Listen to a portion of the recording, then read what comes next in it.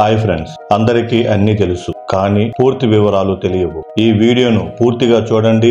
MS Swaminathan, మోంకొంబు Sambasivan Swaminathan ఒక భారతీయ జన్యు శాస్త్రవేత్త మరియు వ్యవసాయ శాస్త్రవేత్త. భారతదేశంలో హరిత విప్లవ పితామహుడు అని విస్తృతంగా పిలుస్తారు. ఆహార భద్రత మరియు స్వయం సమృద్ధికి దారి తీసిన భారతదేశ వ్యవసాయ ప్రకృతి దృశ్యాన్ని మార్చడంలో అతని పని కీలక పాత్ర పోషించి ప్రారంభ జీవితం మరియు జననం విద్య.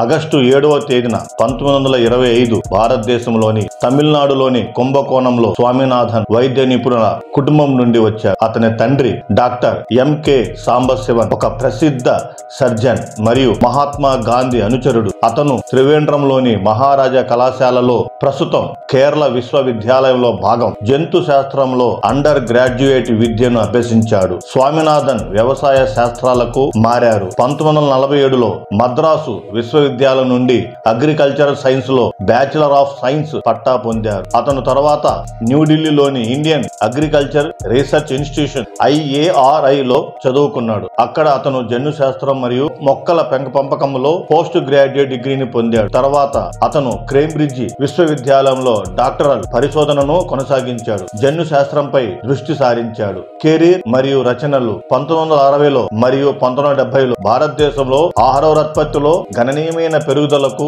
దారితీసిన గోధుమలు మరియు బియ్యం యొక్క అధిక దిగుబడినిచ్చే రకాలు HYVS అభివృద్ధికి స్వామినాథన్ చేసిన కృషి ప్రసిద్ధి చెందింది. ఈ కాలాన్ని తరచుగా హరిత విప్లవంగా సూచిస్తారు. అతను ఈ విప్లవానికి కీలకమైన మరగుజ్జు గోధుమ రకాలను అభివృద్ధి చేసిన నోబెల్ గ్రహీత నార్మన్ బోర్లాంగ్ తో కలిసి పనిచేశాడు. Swaminathan Indian council of agriculture research ICAR director general మరియు భారత ప్రభుత్వ వ్యవసాయ మంత్రిత్వ శాఖ ప్రిన్సిపల్ సెక్రటరీతో సహా పలు ప్రభావవంతమైన పదవులను నిర్వహించారు. ఫిలిప్పీన్స్ లోని international rice research institution IRRI తో సహా పలు వ్యవసాయ పరిశోధన సంస్థల స్థాపనలో ఆయన కీలక పాత్ర పోషించారు. 1988లో అతను MS చెన్నైలోని స్వామినాథన్ రీసెర్చ్ ఫౌండేషన్ MSSRF సుదీర్ఘ వ్యవసాయం, గ్రామీణాభివృద్ధి మరియు రైతుల జీవితాలను మెరుగుపరచడానికి ఆధునిక శాస్త్ర సాంకేతిక పరిజ్ఞానాన్ని ఉపయోగించడంపై దృష్టి సారించారు. అవార్డులు మరియు గౌరవాలు. స్వామినాథన్ తన జీవితాంతం అనేక అవార్డులు మరియు గౌరవాలను అందుకున్నారు. 1987లో